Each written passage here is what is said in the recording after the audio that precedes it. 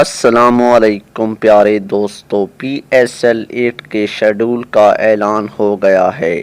Pakistan super league 8 کے schedule کا اعلان کر دیا گیا ہے۔ پاکستان کرکٹ بورڈ کے چیئرمین نجم سیٹھی نے پریس کانفرنس میں تفصیلات بتاتے ہوئے کہا کہ پاکستان سپر لیگ کا آغاز 13 فروری کو لاہور قلندرز اور ملتان سلطانز کے مابین میچ سے ہوگا۔ 34 میچوں پر مشتمل ایونٹ کے 11 میچز راولپنڈی میں کھیلے جائیں گے۔ انہوں نے کہا کہ پی ایس ایل سیزن 8 کے 9 میچز لاہور، 9 میچز کراچی اور 5 میچز ملتان میں کھیلے جائیں گے۔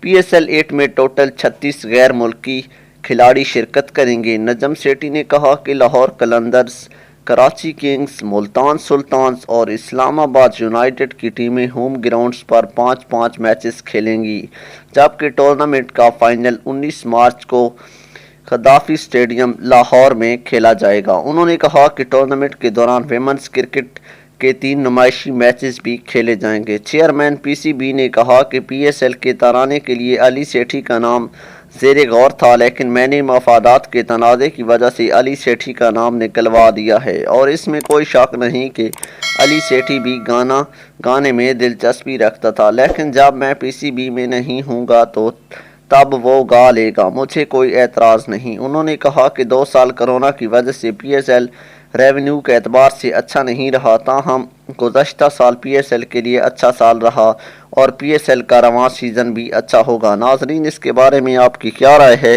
کامنٹ سیکشن میں ضرور بتائیں، اور پی ایس ایل میں آپ کی فیوریٹ ٹیم کون سی ہے یہ بھی ہمیں کامنٹ سیکشن میں ضرور بتائیں، اور اگر ویڈیو اچھی لگے تو ویڈیو کو لائک کر دیں اور ہمارے چینل کو ضرور سبسکرائب کریں تاکہ ایسی مزید ویڈیوز آپ لوگوں تک پہنچ سکیں۔ شکریہ۔